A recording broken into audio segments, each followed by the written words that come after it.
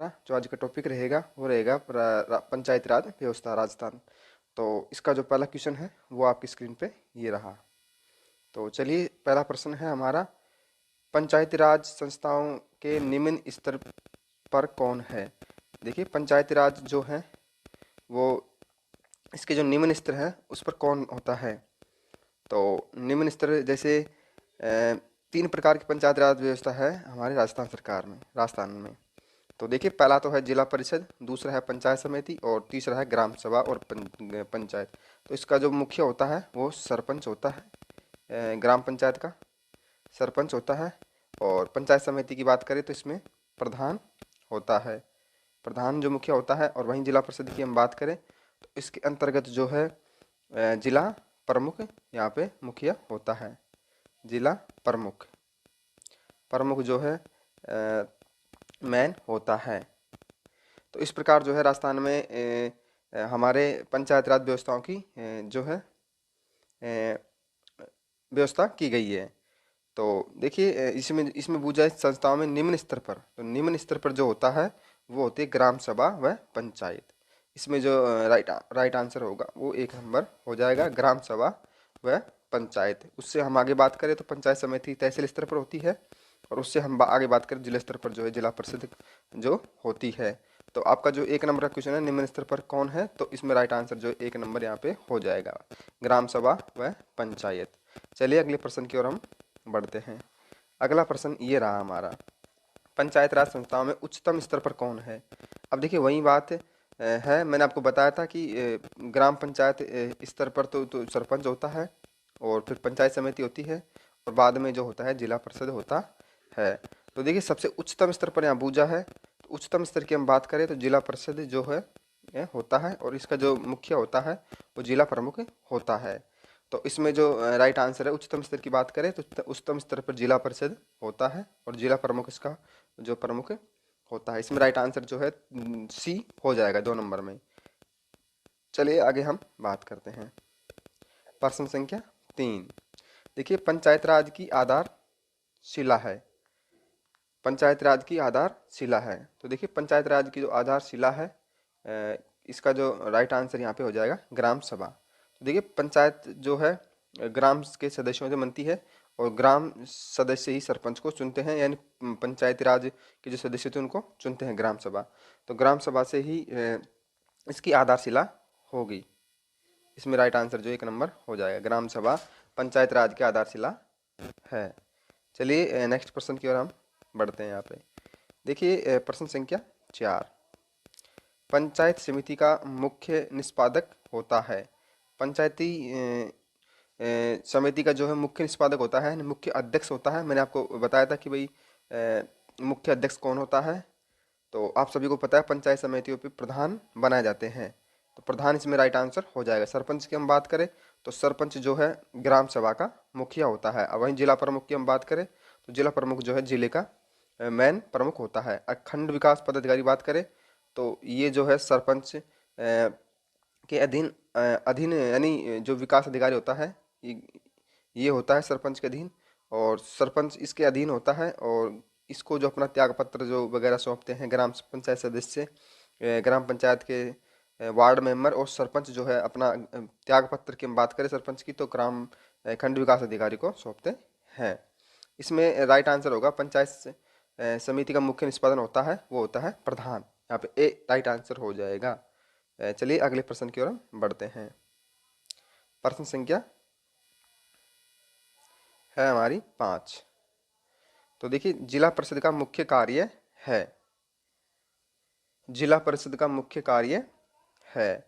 तो देखिए, इसका जो राइट आंसर हो जाएगा वो हो जाएगा समन्वय व पर्यवेक्षण। तो समन्वय और पर्यवेक्षण बनाए रखना जो कि पंचायत स्तर और तहसील स्तरों पर, तो इनका जो प्रमुख कार्य होता है समन्वय व पर्यवेक्षण। इसमें राइट आंसर जो है एक नंबर हो जाएगा। चलिए अगले प्रश्न की ओर हम बढ़ते हैं और प्रश्न संख्या 6 हमारी, पंचायती राज की मुख्य उपलब्धि है। तो देखिए, पंचायती राज की मुख्य उपलब्धि है। अब यहाँ पे पूछा है पंचायती राज की जो मुख्य उपलब्धि होती है वो क्या होती है, मुख्य कार्य क्या होता है। तो इसका जो राइट आंसर यहाँ पे हो जाएगा वो हो जाएगा राजनीतिक चेतना का विकास। तो जैसे आप सभी को पता है कि राजनीतिक चेतना का विकास जो है ग्राम पंचायत से होता है, यानी गांव के लोगों को जो राजनीति का पता चल पाता है कि राजनीति क्या चीज़ है, उसमें जो है पंचायत राज से चुनाव से होता है। तो पंचायत स्तर पर चुनाव होते हैं, तहसील स्तर पर चुनाव होते हैं और जिला स्तर पर चुनाव होते हैं। तो इनमें राजनीतिक चेतना का विकास होता है। पंचायत राज का जो मुख्य उपलब्धि है या मुख्य उद्देश्य था वो था राजनीतिक चेतनाओं का विकास, यानी लोग राजनीति में भाग ले ताकि लोगों को राजनीति का पता चल सके। तो इसमें राइट आंसर जो है ए हो जाएगा, राजनीतिक चेतना विकास। Question number 6। चलिए अगले प्रश्न की ओर हम बढ़ते हैं। प्रश्न संख्या 7 है हमारी, पंचायत राज की प्रधान समस्या है। अब देखिए पंचायत राज की जो प्रधान समस्या है, मुख्य समस्या क्या है, तो इसमें जो राइट आंसर हो जाएगा वो हो जाएगा दलगत राजनीति। दलगत राजनीति, जो लोग जो है पार्टियों से चुनाव लड़ते हैं तो एक दूसरे के विरोधी बन जाते हैं वो लोग, तो दलगत राजनीति हो जाती है। यानी लोगों में जो है द्वेष की भावना पैदा हो जाती है, एक दूसरे में भाईचारा खराब हो जाता है। इस प्रकार की समस्याएं जो उत्पन्न होती है पंचायत राज व्यवस्था में, आप लोगों ने देखा होगा कि कोई अड़ोसी पड़ोसी सरपंच के चुनाव लड़ते हैं तो पास पास में उनके विरोध हो जाते हैं, लड़ाई दंगे होने के डर होते हैं, बहुत सारी जो है परेशानी हो जाती है। आपने खूब देखा होगा पंचायत राज चुनाव में। तो इसमें जो प्रधान समस्या है तो वो हो जाएगी दलगत राजनीति। बी इसका राइट आंसर हो जाएगा। चलिए अगले प्रश्न की ओर हम बात करें। तो क्वेश्चन संख्या 8 है हमारी। तो देखिए प्रश्न संख्या 8, स्थानीय सांसद विधायक किसके पदेन सदस्य होते हैं। स्थानीय सांसद और विधायक किसके पदेन सदस्य होते हैं। स्थानीय सांसद व विधायक किसके पदेन सदस्य होते हैं। तो इसका जो राइट आंसर हो जाएगा वो हो जाएगा जिला परिषद। जिला परिषद, स्थानीय सांसद और विधायक किसके पदेन सदस्य होते हैं, तो इसमें राइट आंसर जो हो जाएगा जिला परिषद। अगले प्रश्न की ओर हम बढ़ते हैं। प्रश्न संख्या 9 है हमारी, ग्राम पंचायत का निर्वाचन कराना निर्भर करता है। अब देखिए बहुत अच्छा क्वेश्चन है और मैंने इसको जो है यूट्यूब पर भी अपलोड किया था सुबह मॉर्निंग में। तो बहुत सारे स्टूडेंट जो है इसका राइट आंसर दे रहे थे चुनाव आयोग। तो इसमें बहुत सारे स्टूडेंट जो है ना चुनाव आयोग इसका राइट आंसर दे रहे थे, जो कि सरासर गलत है। अब देखिए चुनाव आयोग जो है राज्य सरकार पर निर्भर रहता है। जब राज्य सरकार चाहती है तब निर्वाचन आयोग जो होता है चुनाव आयोग वो चुनाव करवाता है। तो इसमें मुख्य चीज़ जो है यहाँ पे वो होगी राज्य सरकार। राज्य सरकार जब चाहेगी तब चुनाव करवा सकती है, यानी 5 साल 6 साल जब भी उनको अच्छा लगे तब वो है राज्य सरकार के ऊपर निर्भर करता है कि कब चुनाव करवाना है। तो जो लोग बी आंसर दे रहे थे वो इसमें गलत आंसर है। इसमें जो राइट आंसर होगा वो होगा डी, यानी राज्य सरकार। राज्य सरकार जब चाहती है तब चुनाव होते हैं 5 साल या 6 साल में, जब भी उनको लगता है कि हम चुनाव करवाएं। तो उस टाइम पे जैसे कोरोना काल में आपने देखा होगा कि 2 साल जो है चुनाव नहीं हो पाए थे, फिर राज्य सरकार जैसे ही कोरोना काल हटा तो तुरंत राज्य सरकार ने चुनाव करवाए। तो जो कि 3-3 साल के लिए सरपंच या फिर प्रधान हम वगैरह वगैरह की बात करें तो 3-3 साल के लिए बने थे। तो इसमें राइट आंसर जो है यहाँ पे हो जाएगा कि पंचायत राज के ग्राम पंचायत का निर्वाचन कराना किस पर निर्भर करता है, तो वो हो जाएगा राज्य सरकार पर, ना कि चुनाव आयोग पर। तो इसमें राइट आंसर जो है राज्य सरकार होगा। और ये बहुत सारे स्टूडेंट जो हैं इसका गलत आंसर दे रहे थे कि सर इसमें चुनाव आयोग होगा। तो मैं उनको बताना चाहता हूँ कि इसमें जो राइट आंसर है वो राज्य सरकार हो जाएगा। डी ऑप्शन आपका सही होगा यहाँ पे। चलिए अगले प्रश्न की ओर हम बढ़ते हैं। तो देखिए प्रश्न संख्या है हमारा 10, खंड स्तर यानी ब्लॉक लेवल पर पंचायत समिति का एक है। तो देखिए ये भी एक बहुत अच्छा क्वेश्चन है। खंड स्तर यानी पंचायत स्तर पर पंचायत समिति का एक जो प्रशासनिक प्राधिकरण, सलाहकार निकाय, परामर्शदार्शी समिति और इनमें से कोई नहीं, तो इनमें से एक होता है। तो ये भी बहुत अच्छा क्वेश्चन है। तो इसमें जो राइट आंसर हो जाएगा खंड स्तर ब्लॉक स्तर पर पंचायत समिति के लिए एक प्रशासनिक प्राधिकरण होता है, अधिकारी होता है। जैसे हम बात करें सरपंच लेवल पर तो ग्राम विकास अधिकारी होता है। मुख्य लेवल की जैसे हम बात करें ब्लॉक स्तर पर तो वहाँ पे जो होता है वो प्रशासनिक प्राधिकरण यानी गवर्नमेंट का एक अधिकारी होता है इनके जो वगैरह शपथ वगैरह दिलाना, त्याग पत्र देना वगैरह लेना, तो इनका जो ध्यान रखना है वो प्रशासनिक अधिकारी होते हैं प्रत्येक ब्लॉक स्तर पर। तो चलिए हम अगले क्वेश्चन की बात करते हैं। तो देखिए क्वेश्चन नंबर 11, सामान्यतः पंचायत समिति में कितने प्रकार के सदस्य होते हैं? तो सामान्यतः पंचायत समिति में कितने प्रकार के सदस्य होते हैं?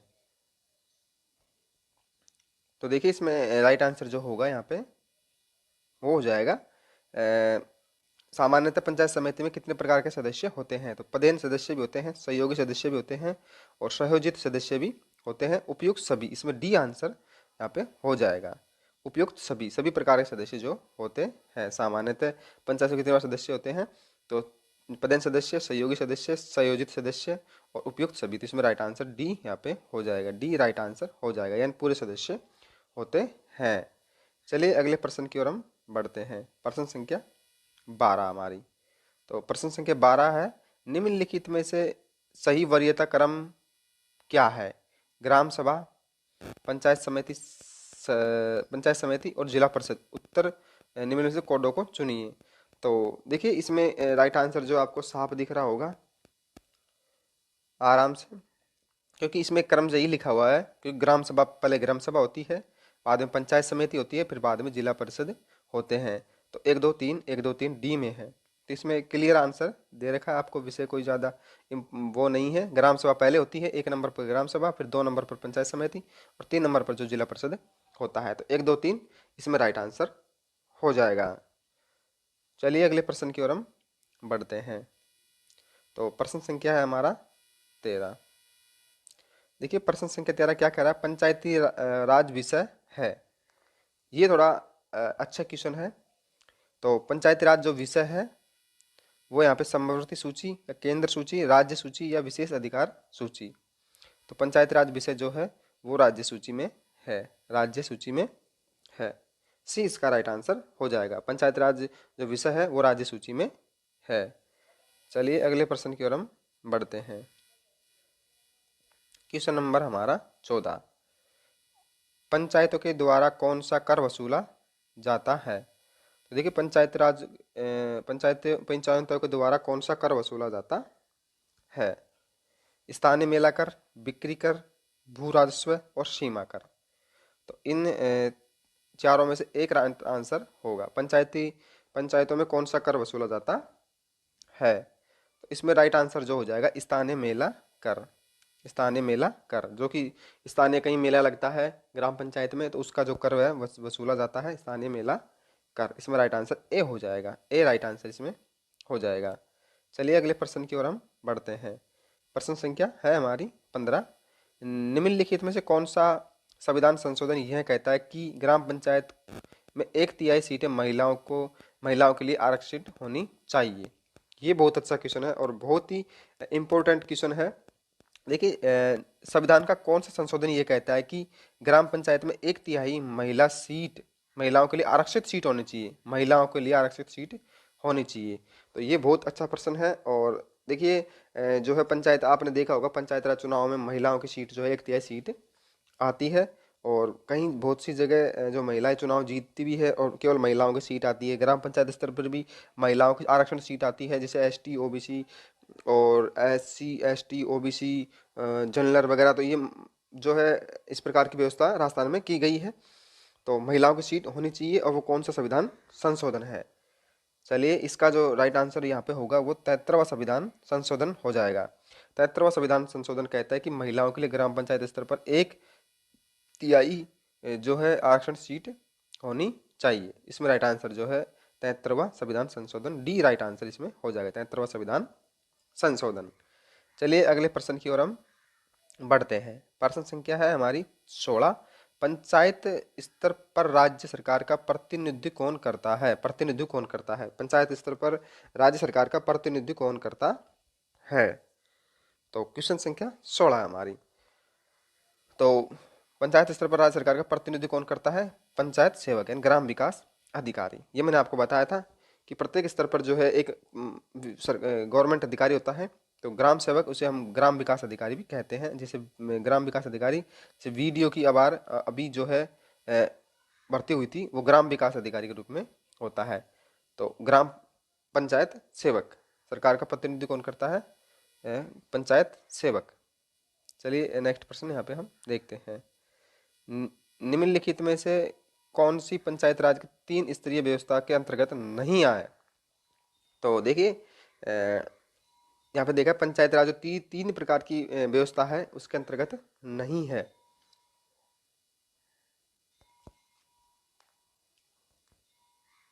चलिए, जिला स्तर होता है, ग्राम स्तर होता है और प्रखंड स्तर भी होता है। खंड स्तर का मतलब तहसील स्तर होता है। यहाँ पे तहसील स्तर का कोई ऑप्शन ये नहीं है, खंड स्तर पर और ग्राम स्तर और जिला स्तर पर। तो इसमें जो राइट आंसर होगा वो डी हो जाएगा।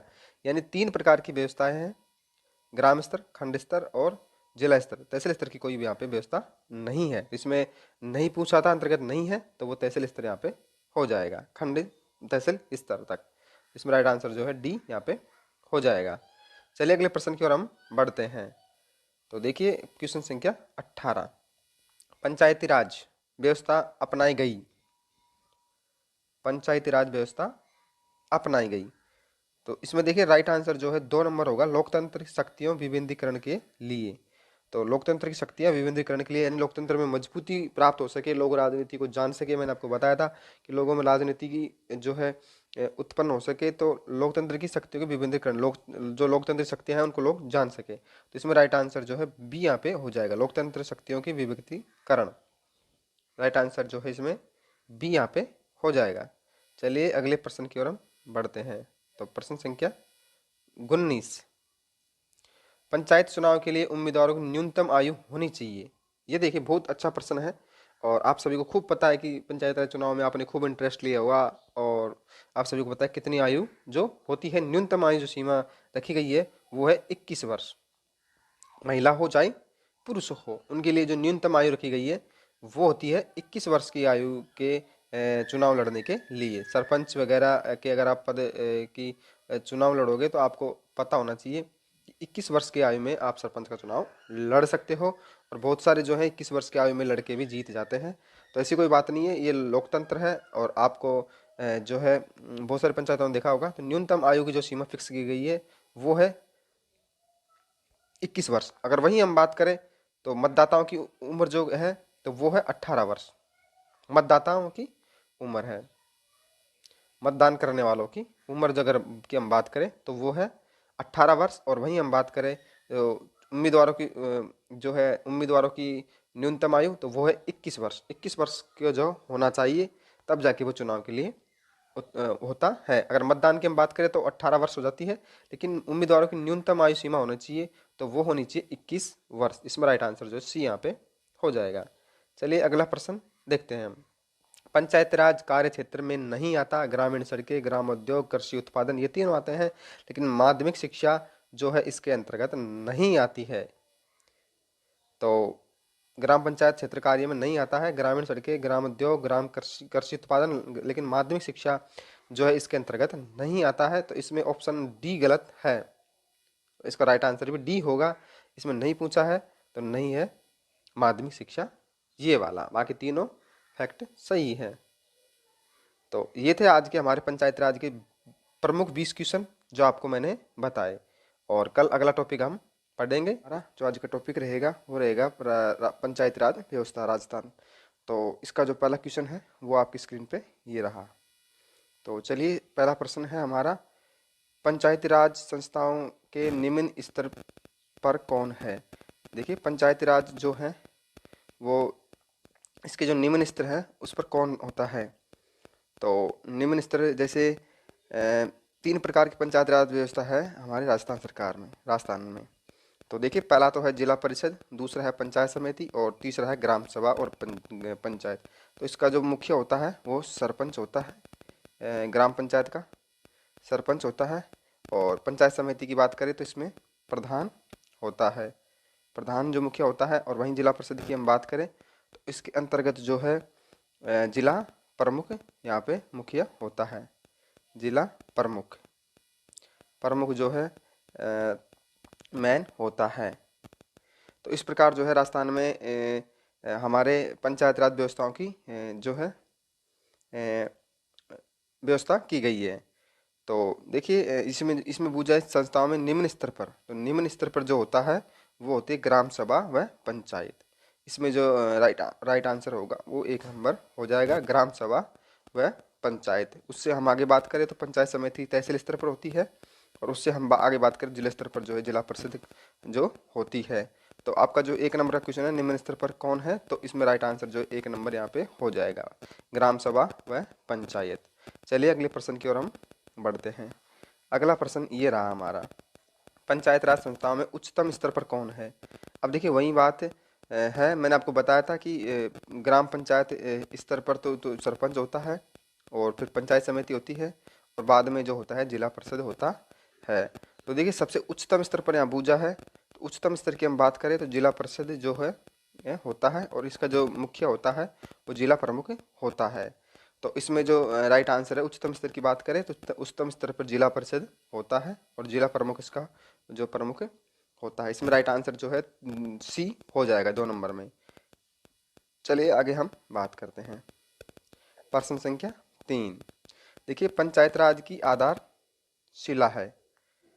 पंचायत राज की आधारशिला है, तो देखिए पंचायत राज की जो आधारशिला है इसका जो राइट आंसर यहाँ पे हो जाएगा ग्राम सभा। तो देखिए पंचायत जो है ग्राम के सदस्यों से बनती है, और ग्राम सदस्य ही सरपंच को चुनते हैं, यानी पंचायती राज के जो सदस्य थे उनको चुनते हैं ग्राम सभा।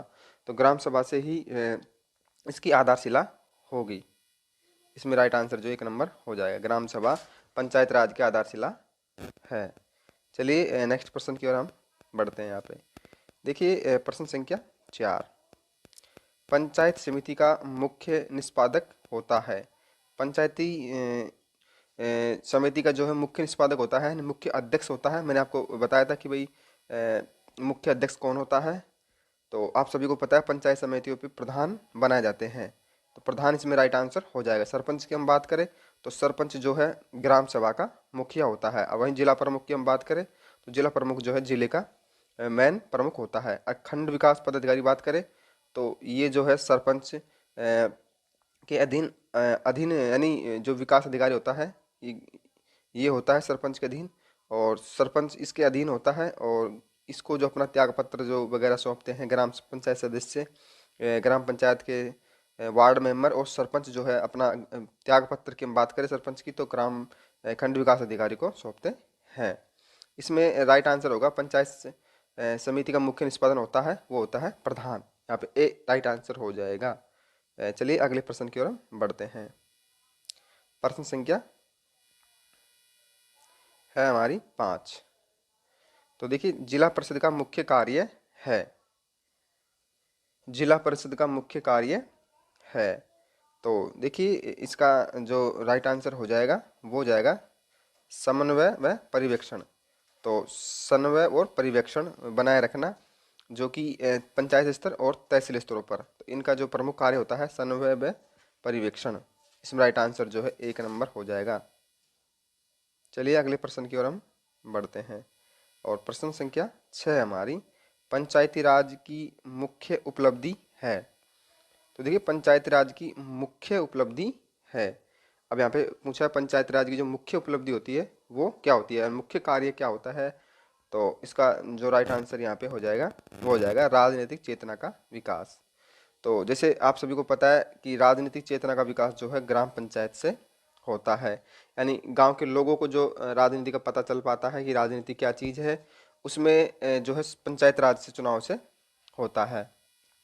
तो पंचायत स्तर पर चुनाव होते हैं, तहसील स्तर पर चुनाव होते हैं, और जिला स्तर पर चुनाव होते हैं। तो इनमें राजनीतिक चेतना का विकास होता है। पंचायत राज का जो मुख्य उपलब्धि है या मुख्य उद्देश्य था वो था राजनीतिक चेतनाओं का विकास, यानी लोग राजनीति में भाग ले ताकि लोगों को राजनीति का पता चल सके। तो इसमें राइट आंसर जो है ए हो जाएगा, राजनीतिक चेतना विकास, क्वेश्चन नंबर 6।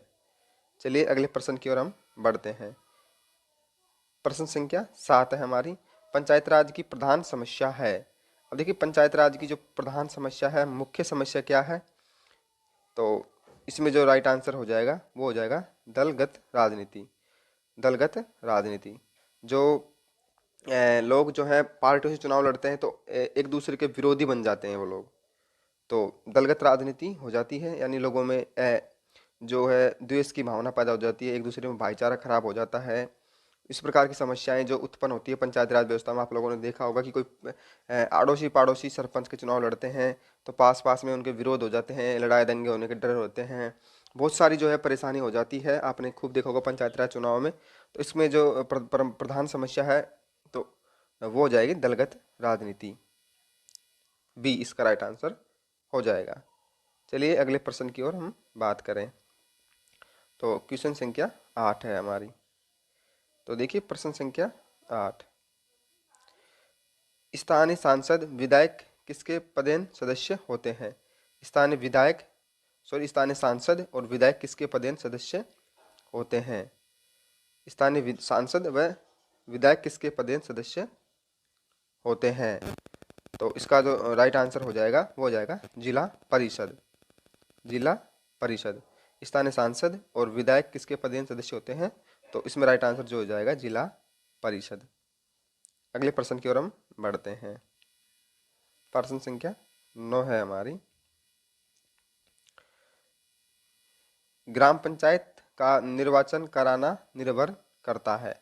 अब देखिए बहुत अच्छा क्वेश्चन है और मैंने इसको जो है यूट्यूब पर भी अपलोड किया था सुबह मॉर्निंग में। तो बहुत सारे स्टूडेंट जो है इसका राइट आंसर दे रहे थे चुनाव आयोग।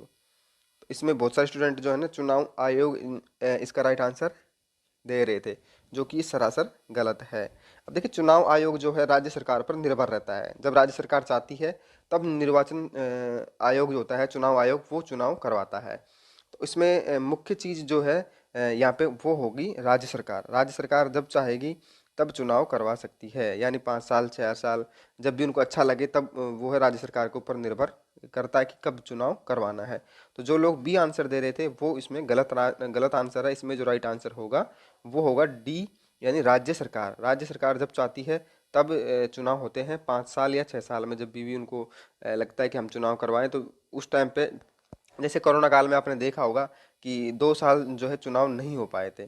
फिर राज्य सरकार जैसे ही कोरोना काल हटा तो तुरंत राज्य सरकार ने चुनाव करवाए। तो जो कि 3-3 साल के लिए सरपंच या फिर प्रधान हम वगैरह वगैरह की बात करें तो 3-3 साल के लिए बने थे। तो इसमें राइट आंसर जो है यहाँ पे हो जाएगा कि पंचायत राज के ग्राम पंचायत का निर्वाचन कराना किस पर निर्भर करता है? तो वो हो जाएगा राज्य सरकार पर, ना कि चुनाव आयोग पर। तो इसमें राइट आंसर जो है राज्य सरकार होगा। और ये बहुत सारे स्टूडेंट जो हैं इसका गलत आंसर दे रहे थे कि सर इसमें चुनाव आयोग होगा। तो मैं उनको बताना चाहता हूँ कि इसमें जो राइट आंसर है वो राज्य सरकार हो जाएगा। डी ऑप्शन आपका सही होगा यहाँ पे। चलिए अगले प्रश्न की ओर हम बढ़ते हैं। तो देखिए प्रश्न संख्या है हमारा 10, खंड स्तर यानी ब्लॉक लेवल पर पंचायत समिति का एक है। तो देखिए ये भी एक बहुत अच्छा क्वेश्चन है। खंड स्तर यानी पंचायत स्तर पर पंचायत समिति का एक जो प्रशासनिक प्राधिकरण, सलाहकार निकाय, परामर्शदार्शी समिति और इनमें से कोई नहीं। तो इनमें से एक होता है। तो ये भी बहुत अच्छा क्वेश्चन है। तो इसमें जो राइट आंसर हो जाएगा खंड स्तर और ब्लॉक स्तर पर पंचायत समिति के लिए एक प्रशासनिक प्राधिकरण होता है, अधिकारी होता है। जैसे हम बात करें सरपंच लेवल पर तो ग्राम विकास अधिकारी होता है। मुख्य लेवल की जैसे हम बात करें ब्लॉक स्तर पर तो वहाँ पे जो होता है वो प्रशासनिक प्राधिकरण यानी गवर्नमेंट का एक अधिकारी होता है जो इनके जो वगैरह शपथ वगैरह दिलाना, त्याग पत्र देना वगैरह लेना, तो इनका जो ध्यान रखना है वो प्रशासनिक अधिकारी होते हैं प्रत्येक ब्लॉक स्तर पर।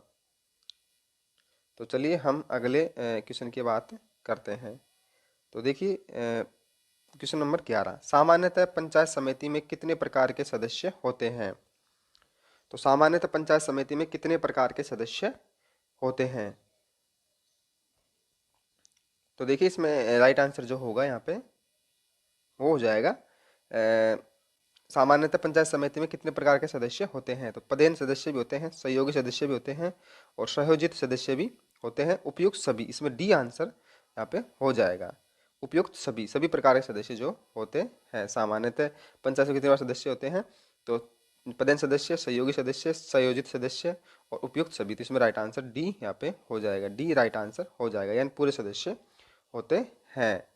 चलिए अगले प्रश्न की ओर हम बढ़ते हैं। प्रश्न संख्या 12 हमारी। तो प्रश्न संख्या 12 है, निम्नलिखित में से सही वरीयता क्रम क्या है? ग्राम सभा, पंचायत समिति और जिला परिषद उत्तर निम्न में से कोडों को चुनिए। तो देखिए इसमें राइट आंसर जो आपको साफ दिख रहा होगा आराम से, क्योंकि इसमें क्रम यही लिखा हुआ है, क्योंकि ग्राम सभा पहले ग्राम सभा होती है, बाद में पंचायत समिति होती है, फिर बाद में जिला परिषद होते हैं। तो 1 2 3 डी में है। तो इसमें क्लियर आंसर दे रखा है आपको, विषय कोई ज़्यादा वो नहीं है। ग्राम सभा पहले होती है, 1 नंबर पर ग्राम सभा, फिर 2 नंबर पर पंचायत समिति और 3 नंबर पर जो जिला परिषद होता है। तो 1 2 3 इसमें राइट आंसर हो जाएगा। चलिए अगले प्रश्न की ओर हम बढ़ते हैं। तो प्रश्न संख्या है हमारा 13। देखिए प्रश्न संख्या 13 क्या कह रहा है, पंचायती राज विषय है। ये थोड़ा अच्छा क्वेश्चन है। तो पंचायती राज जो विषय है वो यहाँ पे समवर्ती सूची या केंद्र सूची, राज्य सूची या विशेष अधिकार सूची। तो पंचायती राज विषय जो है वो राज्य सूची में है, राज्य सूची में है। सी इसका राइट आंसर हो जाएगा। पंचायती राज जो विषय है वो राज्य सूची में है। चलिए अगले प्रश्न की ओर हम बढ़ते हैं। क्वेश्चन नंबर हमारा 14। पंचायतों के द्वारा कौन सा कर वसूला जाता है। तो देखिए पंचायतों के द्वारा कौन सा कर वसूला जाता है। स्थानीय मेला कर, बिक्री कर, भू राजस्व और सीमा कर।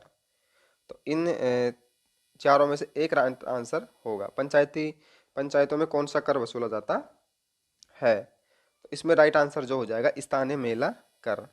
स्थानीय मेला कर, जो कि स्थानीय कहीं मेला लगता है ग्राम पंचायत में, तो उसका जो कर है वसूला जाता है स्थानीय मेला कर। इसमें राइट आंसर ए हो जाएगा। ए राइट आंसर इसमें हो जाएगा।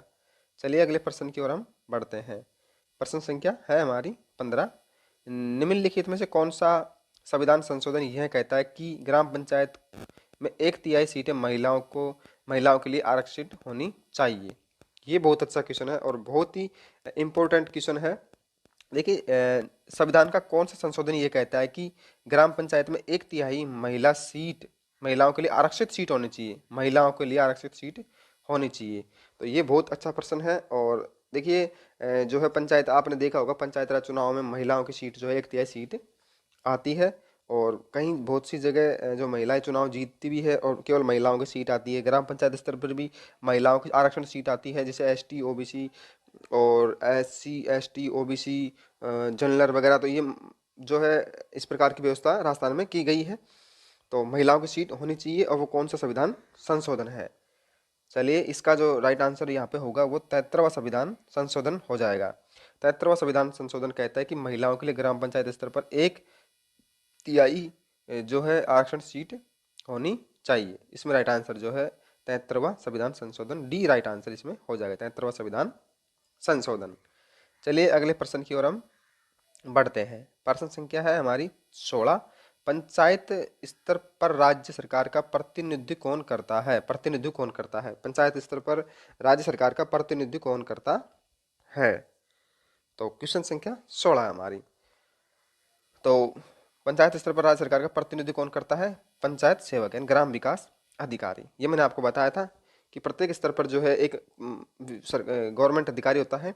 तो ग्राम सेवक उसे हम ग्राम विकास अधिकारी भी कहते हैं। जैसे ग्राम विकास अधिकारी, जैसे वीडियो की आभार अभी जो है भर्ती हुई थी, वो ग्राम विकास अधिकारी के रूप में होता है। तो ग्राम पंचायत सेवक, सरकार का प्रतिनिधित्व कौन करता है, पंचायत सेवक। चलिए नेक्स्ट प्रश्न यहाँ पे हम देखते हैं। निम्नलिखित में से कौन सी पंचायत राज की 3 स्तरीय व्यवस्था के अंतर्गत नहीं आए। तो देखिए यहाँ पे देखा पंचायत राज जो 3 प्रकार की व्यवस्था है उसके अंतर्गत नहीं है।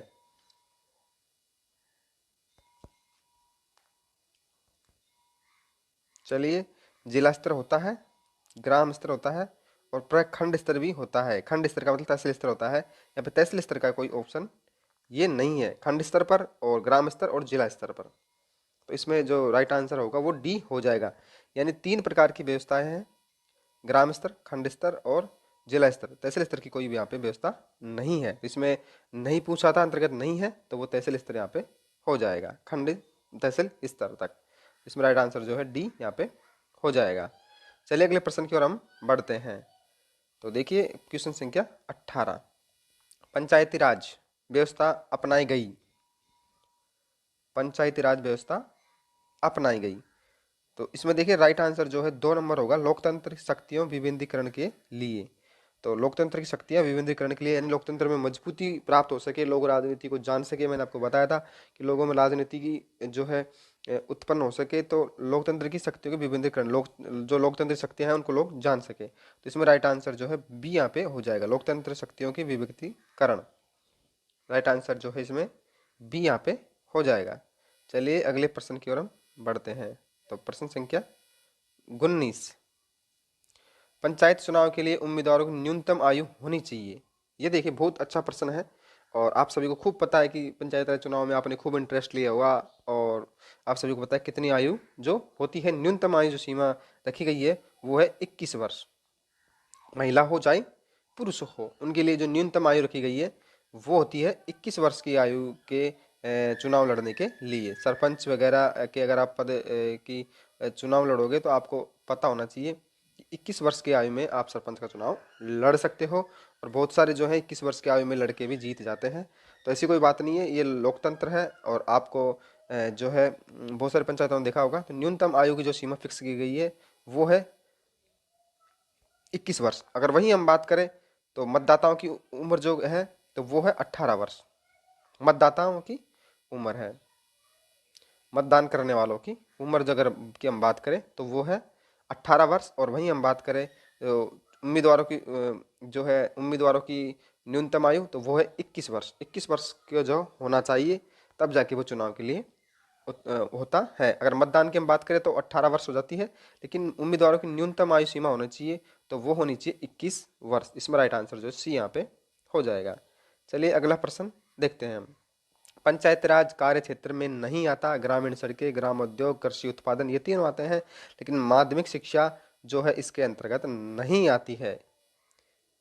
तो ग्राम पंचायत क्षेत्र कार्य में नहीं आता है ग्रामीण सड़कें, ग्राम उद्योग, ग्राम कृषि उत्पादन, लेकिन माध्यमिक शिक्षा जो है इसके अंतर्गत नहीं आता है। तो इसमें ऑप्शन डी गलत है, इसका राइट आंसर भी डी होगा।